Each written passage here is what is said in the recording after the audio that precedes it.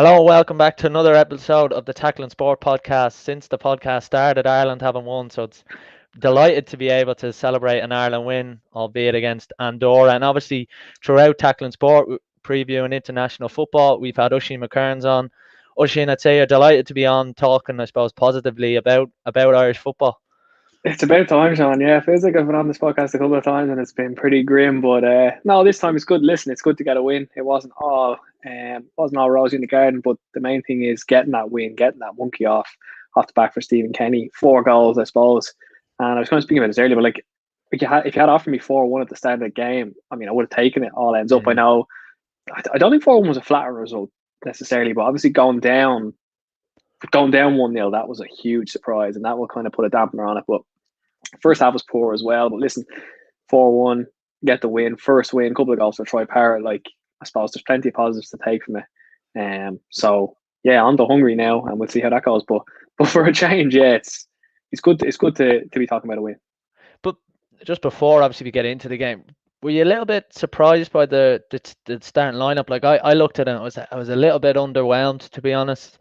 He went with Curtis, he went with Collins, guys who might necessarily have had the best end to their season, if you like. And I think the other one I was surprised to see start was kind of Harahan, obviously having just played the playoff final and getting over there late. What was your first idea on the team selection, just even before kickoff? Yeah, I was a little bit surprised. I thought Ida would be starting in the Mm, nine for a start. Collins, I don't. I'm still. Well, I'm not calling Collins really, to be honest with you. I mean, he plays a certain type of way. He's effective at what he does. I think he was effective against Serbia in a way when he came on. He does his job well, but I don't think his job necessarily fits what Stephen Kenny's Ireland should how Stephen Kenny's Ireland should want to play. I think Curtis is a bit of a lost cause at this stage, to be honest with you. mm, I'm not really too gone on. I think he was poor again. I think he's always been poor for Ireland, really. Now I know seen him a couple of times for Portsmouth, in fairness, in a couple of like playoff games and things like that. They showed the odd game in League One on Sky, and he's been good. He's looked strong at that level. He's looked strong there. And his stats, you have to admire his stats over the past couple of seasons. He scores, he assists. He's a player who can deliver, but I just don't really. I just don't fancy him at international level, really. In terms of other selections, James McLean at left back. I know McLean was down as a left back or a mm. defender in the squad. I thought he probably would have gone with Manning just to see what Manning can do, because I still don't really. I don't know. I just want to see what Manning can kind of do a little bit more. Although McLean did play quite well. Um, but yeah, I thought he was a little bit. I don't know if conservative is the right word, but I think he kind of saw it and thought, I don't want to take too many risks. I think he kind of, because I think a lot of people would have thought, and myself included, that maybe this was the game for it to even start someone like a Jamie McGrath. Mm. Benny, I know he kind of had been a little bit he picked up a knock, I think, so he maybe wasn't 100% fit. So I would have thought maybe he would have taken a couple more chances. But listen, I suppose I don't want to say like it paid off, because for the first whatever 50 minutes, 60 minutes, it wasn't great. But um, in terms of his selection, I can kind of see where he's coming from. But yeah, I think to your point, I was a little bit surprised with a couple of choices. And I think for those two players, Ronan Curtis and James Collins, I think they're going to struggle to probably start another international game as well, because they both miss clear-cut chances. And when Ronan Curtis missed his, I just went, "Oh no, the Kenny era is Yeah, doomed to fail." It felt like 10 seconds after Parrott had got Ireland back into the game. I suppose to start with the first half, I don't. I think with with the Irish side, they're just playing with so much anxiety on them, and I saw someone on another platform and a texter come in saying, they don't really care. I think it's the complete opposite. I think they're playing with the weight of the world on their shoulders. I think someone like Matt Doherty, we're just not seeing him get forward enough. We're not seeing him express himself. And I think, not sure about you, Ocean, but when that Parrott goal went in, I think it was visible in the celebrations. You could see Harahan, O'Shea, they just dropped. You felt like, okay, yeah, that's it. We're going to go on and win the game. And I think that was so refreshing to see, because the first half was just, I think it was just guys there who were afraid to make a mistake. Even when we tried to play out from the back a couple of times, we lost the ball. And although they didn't cause that big of a threat on the break, especially, our fullbacks are sitting pretty deep at times, and our two holding midfielders. And I think if we are to score more goals, you got to get more bodies in the box. We've seen the past with Darty scoring goals and Stephen assisting and things like that. Stephen's assisting. But definitely, I think once that first goal went in for Ireland, you just felt like the shackles were off almost. Yeah, I think that's a great point you have to make in fairness. I do think that was what it was. There was a lot of kind of anxiety. It was kind of pent up. It felt as though there was that fear to kind of not make a mistake nearly. And I think that's where the high press of Andorra kind of that helped Andorra the way they were pressing high. And Ireland were kind of nearly too afraid to pass it between the lines because they were like, well, if we get caught here, kind of thing. They're kind of thinking back to the Luxembourg game, and they're thinking, well, if we get caught here, we could be in trouble. So that's why I think then that kind of was conducive to a lot of sideways passes, a lot of kind of knocking it back, a lot of I mean, even for simple passes, they seemed a little bit sloppy in possession. I thought Howerton in particular was quite sloppy in the first half. Gave the ball away, it seemed like, quite often his first couple of touches. So that was frustrating. But yeah, you're dead right. I mean, when that goal went in, like you saw the kind of relief. And Parrott mentioned it, I think, in a couple of interviews. I watched him on RT, and he had one on the FAI's Twitter, and he both of the times he kind of said, "God, I was just so relieved when it went in, and I was just so relieved." And like, I think that kind of you did say, it felt like it was a weight lifted off the shoulders. And then from that goal, then like they pushed on well, and then there was the Curtis chance where he sorry, not probably, he 100% should have put that away. And then obviously they go and get the second, the third, the fourth, whatever. But when Ireland conceded the goal, there was that kind of 2 minutes, and to be honest with you, I thought that was it. I thought they were going to bottle it fully because there was that like 2 minute spell kind of afterwards. I think the ball fell to someone on the edge of the box. I think Egan made a block and it went over the bar. But you're kind of thinking, is this going to fully fall apart? Because it kind of seemed like that kind of happened. I know the Luxembourg game, the goal was later on, but from there on, they kind of just disintegrated nearly and went even further into themselves, having been in themselves from the very start. And it was kind of like that again when Andorra scored that one. But I think Ireland were blessed in the sense that they had plenty of time left there. Um, Bringing on obviously Daryl Horgan, I thought Horgan played really well. Thought he was a good addition. But yeah, back to your original point, I think I think it makes sense, and I think you're dead right when you say it, that there was that kind of fear. And now you'd hope that, I mean, it's easier, easier said than done, I suppose, but you'd hope that now that fear will kind of maybe be a little bit, that weight will be lifted off the shoulder, maybe off the back of that first win, and maybe they'll play with a little bit more freedom in themselves. Not freedom. I think Kenny allows them freedom, but I just think you're probably right in the sense that they're just so kind of like, okay, don't lose, don't make a mistake, don't knock it here. I can play a simple pass to the left of me, or I can tread one through, but the simple pass to the left, I know it's going to come off, the tread one through, we might get caught in the break, who knows. So hopefully maybe against Hungary, you might see a little bit of shackles coming off in terms of their own self-confidence. But at least they got over that, and at least they didn't kind of go back into themselves after the goal, and they came out a little bit and eventually got what was a 4-1 win. And to be fair, could have been 5 or 6. Like we mentioned, the Ronan Curtis missed. Collins missed one that's James Collins' bread and butter. You know what I mean? Free header in the box, great ball into the box. Like he has to score that. So you kind of look at that, and it's a different game. But not to be fair, the points that you're making are very valid. I think that's what it was. It was a case of, I think it's been like that since the start. It's dripped down through all the different games. They've just gotten kind of more, just a little bit more anxious as they've kind of gone along. And now hopefully maybe this will kind of just relieve some of that at least. I think for a cohort of those players, your Matt Doherty, Conor Hourahan, John Egan, they're getting to that stage where those guys mightn't necessarily have started for Ireland at a major tournament, and time moves on, players move on, injuries can happen. So I definitely think those guys just need to go out and try and give. I'm not saying they're not giving their best for Ireland, but they've got to go out and really own it and really stand up to it, and hopefully now in the Hungary game, and they just have that little bit of momentum going into the next international break.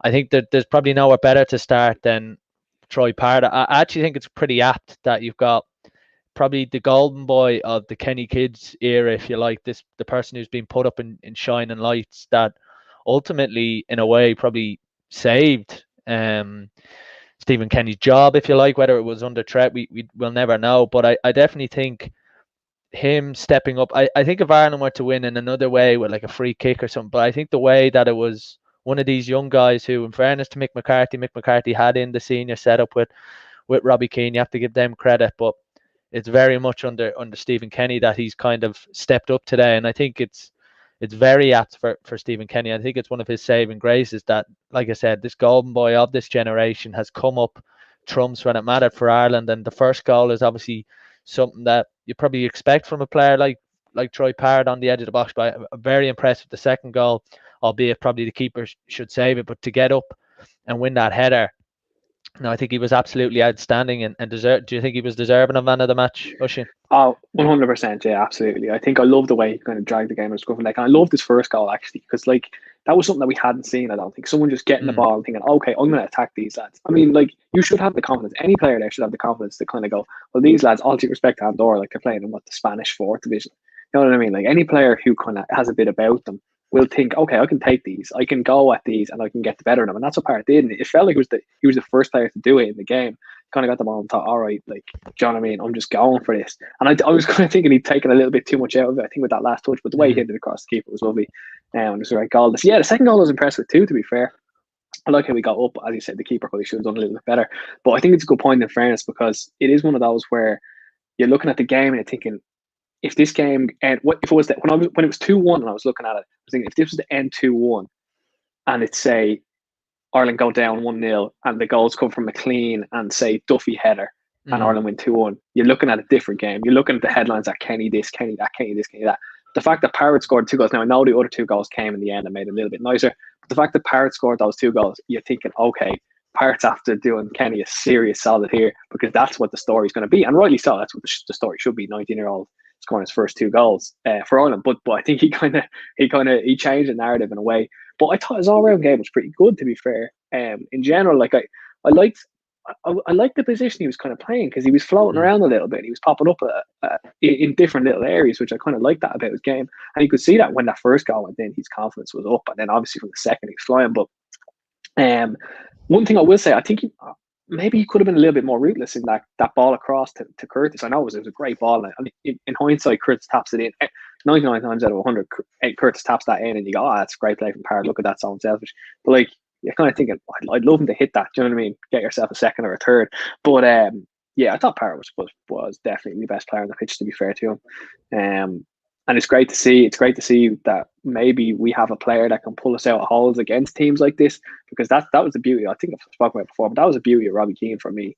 Fair Mm. boy, Ireland could play like Robbie Keane has saved so many poor results, so many poor performances for Ireland over the years, just by popping up and scoring hat tricks against Gibraltar. Oh man, teams like that, Moldova, whatever. Dude, he just would pop up anywhere and score 2-0, Ireland win, and then that's it. You don't think about that game again. Whereas when that period where we didn't have Robbie Keane over the last few years, like you struggle against the likes of Georgia, you struggle against the likes of Gibraltar, and all of a sudden they become massive deals because you don't beat them 2-0, 3-0, you beat them 1-0, like you just draw 0-0 Mm. because no one can put the ball in the net. And suddenly now, I know I don't want to take it too far with the Parrott thing, but now suddenly you've got someone like Parrott who can take a game where it's rough in the neck, can pop up with a couple of goals when he's needed, and you're thinking, oh, great, there you go, that's Andorra beat. So like, again, it's a little bit of a reach in a way, but that's what it kind of immediately reminded me of. Like, not I don't want to say papering over the cracks, but kind of getting us out of a little bit of a hole that we should have never really been in. I think Parra has the ability to do that. But no, I'm interested to see now if he can kick on. I'm interested to see how he does against Hungary. But yeah, for me, he was definitely the man of the match. I even think for Troy Parrott as well, because in fairness to me, had a good end to the season with Ipswich. Obviously, Ipswich was a topsy turvy loan. Millwall didn't quite work out for him, so for him to get a couple of goals at Ipswich and then to come into Ireland, where I can't imagine the pressure those guys are under, and especially those young guys, because it's you know it's not just being handed an international cap. I mean, despite being a friendly, they're playing under immense pressure, immense scrutiny. And in fairness, I have to say, I think the Irish media have been pretty fair with Stephen Kenny and his, I suppose, regime so far. But I did feel, I think if this was going to be a step too far, and the knives and the wolves would come calling, and I think there is something pretty apt about Troy Parrott. I've seen a lot of comparisons that I think in Robbie Keane's fifth game, he scored his first 2 goals against Yeah, Malta or something. So ultimately there's a lot of pressure for Troy, but I think he released a lot of pressure on himself because he showed what he can do. And I think what I like, they're about different goals. They're about goals where in the first goal he kind of was on found that pocket of space in a kind of a central attacking midfield role. And the second goal is at the back post as that second striker. And I think if he can make that position for his own, especially for his country, but also in the club side, I think a role like that's invaluable. And ultimately, it's one thing performing at international level, but you got to be playing week in, week out at a club level. So I'd be very interested to see how Troy Parrott gets on. I suppose another one of the shining lights was Jason Knight. Obviously, he's someone I know really well. Absolutely delighted that he got his first international goal, and probably playing in a position that at times he has played for Derby. It's probably not his most natural position, but I think even Chong, he whipped a great ball in for James Collins early on. He got his goal coming in at the back post and assisted Darragh Horgan's header. I think he was another bright spark. Do you think, Oisin? Oh yeah, fully agree. Yeah, thought Knight was good. Thought in the first half, Knight was probably the best, probably Ireland's best player in the first half. Thought he kind of not. I don't want to say he faded, but I think he wasn't quite as involved maybe in the first period, the second half.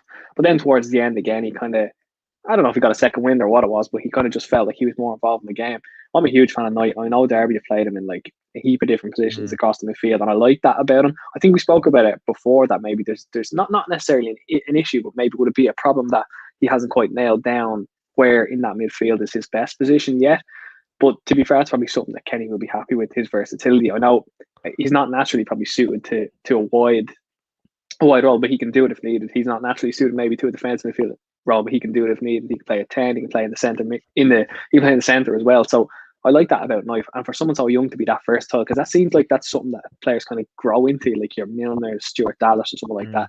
They kind of only start to become that kind of versatile player into their kind of like 30s or so, whereas Knight has started it already, which I think is uh, probably a bonus. But yeah, I think Knight's great. I mean, he's busy. He's the kind of player that, and I spoke about what my qualms with Jeff Hendrick are, that you can watch a 90-minute game Newcastle Ireland and you can not know that mm. Jeff Hendrick was ever even involved. You'll never think that about Jason Knight. You'll always see him. He's always buzzing around. He's always getting in. Even if he's not having a great game, he'll get himself involved, which I like a lot about him. He'll come in with a tackle. He'll make a block. He'll just do something that'll kind of get you noticing him, I suppose, which is something that I think is vitally important. So yeah, Knight is growing into it. Great to see him get his first goal as well in fairness. I was actually buzzing for him that he got it. So yeah, he's one. I mean, he's one that I think has probably started to nail himself down in that centre midfield position, because I'm still not sure that Kenny. No, I'm still not sure if that's the three that.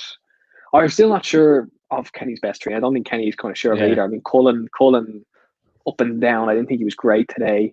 I think Knight is a guaranteed starter. Whereabouts he goes is another story. I think he's a starter in that midfield, but I think that's still a little bit jumble. I think Kenny will probably feel the same. But for me, Knight is one that definitely is. I think he's one of the first. Probably he's become now one of the first names on the team sheet, and certainly the only starter for me in the midfield. It's funny how things probably move on in the game, because Stephen Kenny's first Ireland under 21 squad, Jason Knight wasn't in it. Jason Malumbi was captain. He was the star man, and I think it just shows you the value of playing, week in, week out Yeah, for your club, because Jason Malumbi hasn't had that, and he went on loan. He was at Preston, he was at Millwall the year before, and I wouldn't say he's stagnated, but he's at that stage where he needs to get a firm answer from Brighton, what his plans are.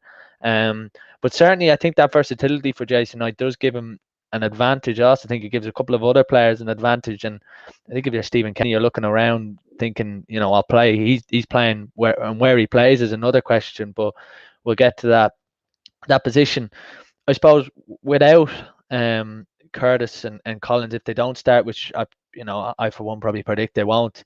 Do you think it's going to be pretty straight swap with Darragh Horgan, who looked very good off the bench? And I think obviously Darragh, who Stephen knows from his time at Dundalk, and maybe Adam Ida. Do you think that's probably that front four with I suppose if you put Knight on the right, Troy Parrott as a sort of a free roll number 10, you got Horgan off the left and Ida. Do you think that's what will go against Hungary?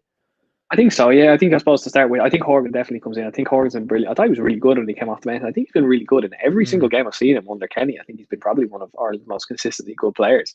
He just has something. He's got pace. He's pretty direct. Kenny spoke a good bit about kind of Ogbene and talking about his quality. He says that he's like a right side player and he's direct. He's a direct winger. I think that's something that Horgan has that too, in the sense that he's just straight at the defender, put a lovely ball in for Knight's goal, to be fair to him, and took his mm, goal really well as well. So yeah, I think Horgan has to play ahead of Curtis. I think I actually think Ida played quite well. I know I just thought his whole of play was good. He had a couple of nice touches. Didn't really get into the game too much. Would have loved to have seen him grab a goal, but he'll get there. But yeah, I think he probably will be there ahead of Collins.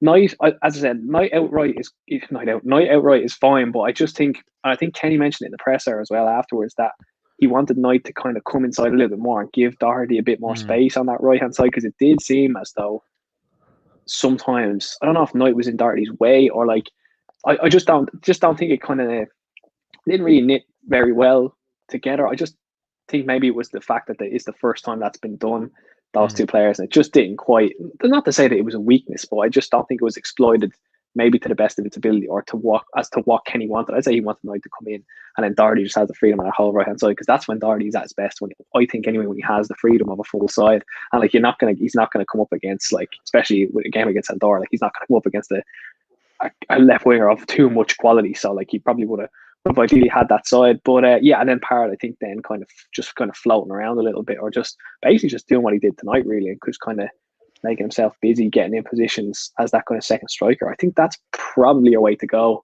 Now that I think about it, because I don't think someone like McGrath, I mean, he only got 5 minutes, so like, no criticism of him at all, but I don't think he's going to start someone like him. I know Bene got an injury, so I don't think he'll start him. So yeah, I'd say that's probably, for me anyway, that's probably your most. It makes no sense to go with that. Remember, if you're listening, get your comments in. We're obviously live. And for those listening back on podcast form with Oisin McQueirns, I think with that Hungary game, because of what's happened and because we've got that little bit of momentum, I think we're going to see what Stephen Kenny perceives to be his best side. Now, whether we see that in the goalkeeping department, I'm not sure. Whether he gives Kelleher a go, whether that's part of the plan, but I definitely think at the moment, Egan, O'Shea, I think McLean, probably need his experience in there, and Doherty. I'm pretty sure that's the best back five with the goalkeeper we're going to see under Stephen Kenny at this present moment in time with some injuries. I suppose that Hungary game becomes a pretty massive game now, because all of a sudden that's one where Stephen Kenny would probably go, let's try a few more players, let's find something. All of a sudden, with that win and with the manner of being a goal down and the shock of that, I think this Hungary game becomes a pretty pivotal game in the Stephen Kenny era, because all of a sudden you walk away 2 wins, and not everything's rosy, but you can kind of begin to write that chapter and move forward and kind of embark on what is hopefully the proper Kenny era, if you like, and starts with Hungary. Yeah, 100%. I think the Hungary game is huge, and it's going to be a good test, because Hungary are a good side, and obviously they're on the way to the Euros. I think they're strong. They're much stronger than Andorra. They're probably about kind of Serbia-ish level. You could argue they're probably a little bit better than what Serbia were, and Ireland played the East quite well against Serbia. So you could probably be looking at that as a bit of a kind of gauge as to how they should be playing. But again, the confidence hopefully will be up. Players will have. I mean, it's good as well, because it's Tuesday, so now today's Thursday. So like this, they have the whole weekend to kind of work on stuff. They have a good bit of time to kind of get themselves together, which is good. It's always good to have a bit more time.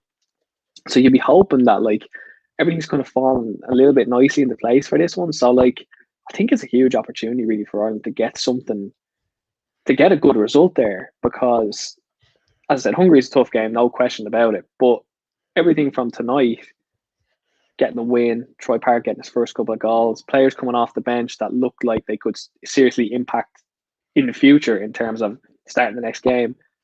I just think it's starting to kind of come up a little bit, and you're kind of starting to think, well, maybe there is some optimism for this game. If they lose, is it a disaster? Probably not. I mean, you'd ideally, obviously, like to get something out of it, but Hungary are a good side. But I do think that I'm quietly optimistic for the Hungary game, to be fair. But then conversely, I think Hungary will be taking this very, very seriously. It's a warm-up game for them for the Euros. So like, it's not like, I mean, obviously Ireland going to take it seriously too, but like, it's not like someone like Andorra where like they're just kind of, you know what I mean, it's a friendly for them and they're not kind of gearing up to necessarily anything really. Whereas Hungary, they'll want to come out and they'll want to get a great result against Ireland, because it'll kick them on for the Euros. So I think it's a really, really good acid test of kind of just exactly how Ireland are doing, or exactly where Ireland are right now. And if players stay, because like obviously with the internet, there's going to be players who will pull out. Clubs might bring them back, injuries, whatever might happen. But I think if it stays as the same squad as now, I think I'll be optimistic that they will surely have some level of confidence, more than they had before this game, that they can kick on and maybe get two wins. That'd be Hungary and Andorra. You'd take 2 wins, no question about that. I would have said that was probably. I'm much more optimistic for the Hungary game, having watched that game, than I was last week. I think we're a lot more optimistic than it was at 1-0, when it just felt like the writing was on the wall, and I think everyone was starting to post an era without Stephen Kenny. We got a question in here from Bradley Nolan. Thanks, Bradley, for your comment. How do you start the next game, and do you think we will win, Oshin? So, do you want to quickly run through your starting 11? Yeah, so I would go. I'd probably go Bazunu again. I thought Bazunu was good. I Mm, mean, the goal was a little bit of a yeah. yeah. The goal, I mean, Bazunu, he didn't cover himself in glory there, but also McLean. I think McLean and Egan one of them just pick him up. You know Mm, what I mean? Like it's not rocket science. Just mark him. Like so. That was kind of that. But I'd still play Bazunu because I like Bazunu. I think his distribution is good. I think sometimes there was in the first half, especially. Don't want to get too caught up in it, but in the first half, especially, I thought Ireland there was a little bit of not shown for it as well as they could have from Bazunu because I think Bazunu was great at always making an angle for a pass, and he's always there. He kind of knows. I just think it has to be the City thing. I just think his intelligence of knowing when the defender's going to turn back and give it to him and to make arcs and space and stuff like that. He's great at that. So yeah, I'd have him. I think the back four probably stays the exact same. Really, I can't see any changes. Egan, O'Shea, McLean, and then Doherty out right, and then you go into the midfield. Yeah, like you're probably going. I think Alan Brown's a bit of a miss in there. Do you think? Yeah, yeah, like Cullen, as I spoke about Cullen, like I like Cullen. I have a lot of time for Cullen. I Mm. think he's a good player, and I think in spades in spades, should I say, he looked good when he came off the bench in games, but I didn't think he was great today. I don't know. I don't know. I actually thought I would have thought I thought he was going to start Arthur, to be honest with you. And I'll Same. I be thought he interested to would. Yeah. see. Yeah, I'll be interested to see what he does with that one. So I thought he would have started him. Maybe he'll bring him in, and then into your front four. I think we spoke about already. You've got your Knight.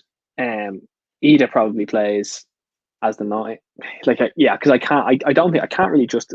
I don't think he can justify kind of keeping Collins in there. To be honest with you, and then you've got Parrott and then Horgan. And I think that's probably your team. I think, as we said, the only changes really there are going to be probably Horgan and Ida, and I think they've done enough to get themselves in there. And Curtis and Collins weren't really at it today. And I think we'll win. As I said, like I am slightly optimistic. Yeah, like, but that's probably half naivety in the sense that I know Hungary are a good side. I don't know firsthand that Hungary are a good side. I can't admit to have seen them play, but I think this will do them the world of good, and this is what that win was needed. I mean, 4 goals, okay, it's against Andorra, but like we don't hockey teams anyway. Do you know what I mean? Like I've never been in like I've never been alive where I'm really hockey in a team. Like okay, Gibraltar, you beat them like 5 or 6 or whatever, but like it's just not a thing that Ireland do. Ireland no hockey mean so like to get four like 4-1 is still a good result. Do you know what I mean? It's still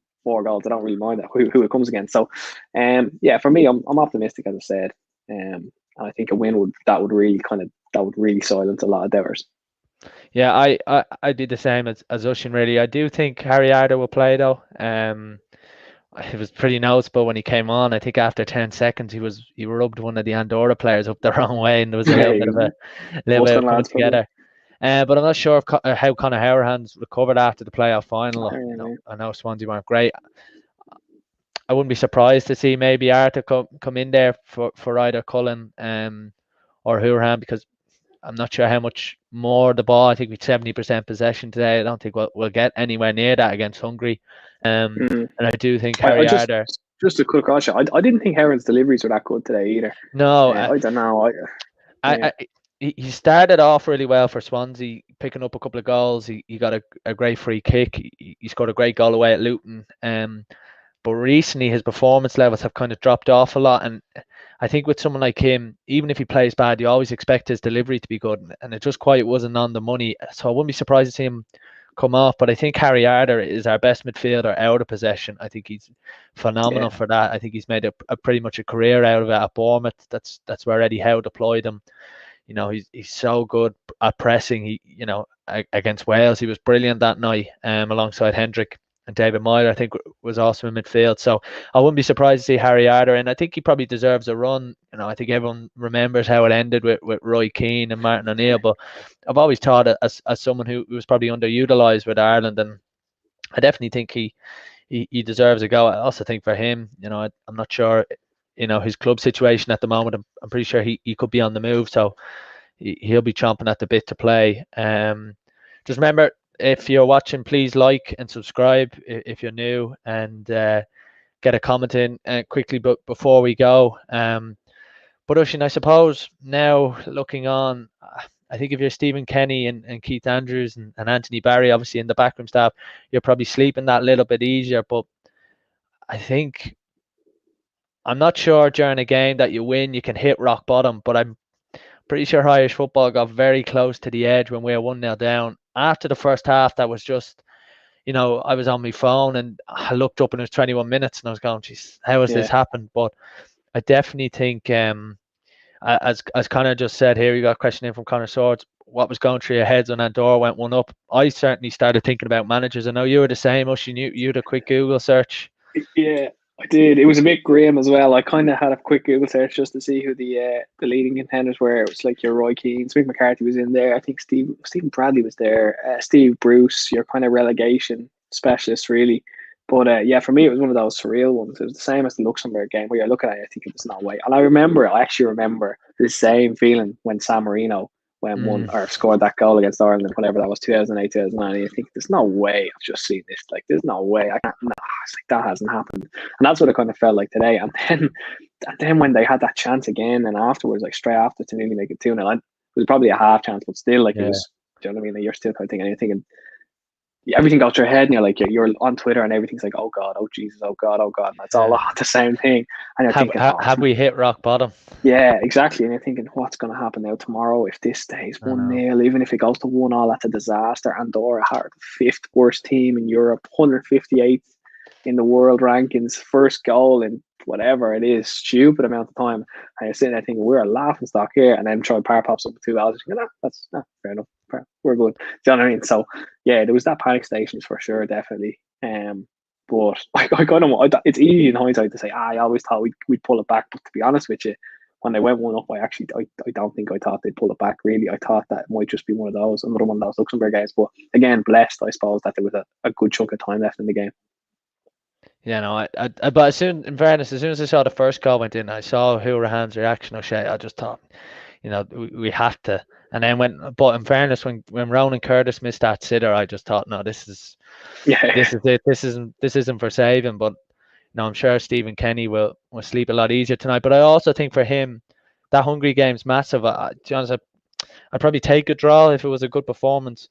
But yeah, you'd imagine come September, October, when the next international break rolls around, that there's going to be fans at the Aviva Stadium, which I'm sure would be massive for Stephen Kenny. I think we've seen even in the last couple of weeks, I think we're going to see it in the Euros when the fans get back to game. Football is just a complete huge different difference. sport. Yeah, And I think with what's happened, certainly with the Irish, side over Stephen Kenny's era, I think the fans just want to go back and because I think it's proven how important the Irish fans are, especially at the Aviva and the atmosphere it creates. But hopefully, with that Hungary game, we just keep that momentum going, because the worst thing that can happen is a disappointing and an underwhelming performance.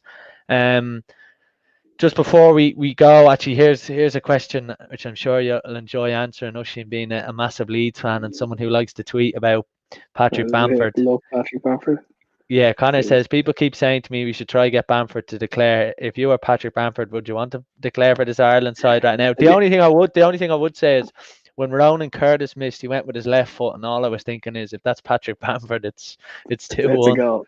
Yeah, if I'm Patrick Bamford now, I mean, he's going to get an England cap. Like, it's coming at some stage. I know he should have probably been in the like. I'm going to say that because the Leeds boys thing, but for me, he should have been in the 33-man squad. I mean, Southgate. There's another story. Southgate now in a 33-man squad, massive Mm. bottle job. Should have never done it. Anyway, he should have been in that for a start ahead of Ollie Watkins. Not a Leeds boys thing. Look at the stats, but if I'm Patrick Bamford, no, I wouldn't want to declare for the Ireland team right now. Not really, because I don't think he ever really wanted to play for Ireland. To be honest with you, I think he kind of thought like because when he was with Leeds the first season, like he had a decent enough season. Leeds were in the championship. They were thinking they're going to get promoted. He was probably thinking, how am I kind of doing here? Looking at kind of his international prospects. Ireland's not too bad. Maybe I could get in there. I mean, I could definitely get in there. Probably wasn't considering England at all. Like, there's no way he would have been thinking about that. And I mean, I would have never thought that Bamford would have been near the England squad. Even Mm. before, even when they were promoted last season, he scored whatever 14 goals. I would have never thought that. So if I'm Bamford, no, I wouldn't be declaring for the Ireland team. No, he won't. I mean, I think Kenny spoke about it as well earlier today or yesterday. I think that he's English and he doesn't. You know what I mean? He spoke of his desire to play for England too. Previously, I would still go after him because I think he's a good striker. I like he's obviously again the Leeds bias, but I think he's deadly. Like I love his hold of play. I love his. He reminds me. He's a little bit of the Berbatovs about him. I think in a way, like his touch is. He's a lovely touch. He's kind of silky with it. He's Mm. great with the ball speed. The goal he scored against Villa, where he kind of just took it like he kind of in a little bit of space and curled it around in the defense. But like he's got work. He works so hard for the team as well. Like his run stats are off the chain. He's a great long striker, but would he fit into this team? Yes, he would. Would he be like Collins? Like look at something like James Collins thinking if Patrick Bamford was there, I I'd be know. laughing. But no, I wouldn't declare for this Ireland team if I was Patrick Bamford now. To be honest with you, because he's gonna get in. He'll get England caps. He'll get like 4 or 5 England caps. Do you know what I mean? They'll probably be in friendlies, but whatever. He'll get them at some stage, and he knows fine well he will. So, no, I wouldn't be pushing if I was him. Well, anyway, hopefully, whatever happens, when I have this Patrick Bamford discussion no longer, I hope Oh, he gets his yeah, English cap. just need, yeah, exactly. Because it does feel like it's rumbling on a bit. But anyway, thanks very much, Oisin. I mean, it's a pleasure to speak to you as always, but it's a pleasure to speak to you when Ireland have won and Ireland have scored 4 goals. Like you said, it doesn't happen too often. Yeah, So thanks very much for joining us. no problem, Sean. Really appreciate it. So that's been Tackling Sport. I'm your host, Sean Hussey. Thanks if you're stayed with us all the way through the live. Make sure to leave a like and subscribe if you're on YouTube, or follow us on all your social media platforms. It really helps us reach more people, and I suppose you just want to keep bringing your content. Hopefully, keep bringing your content after Ireland wins. So, from all of us at Tackling Sport, thanks for listening. Ireland have beaten Andorra. Ireland have finally won a game, and it's Troy Parrott to the rescue. Hopefully, we're saying that many more times in his Irish career.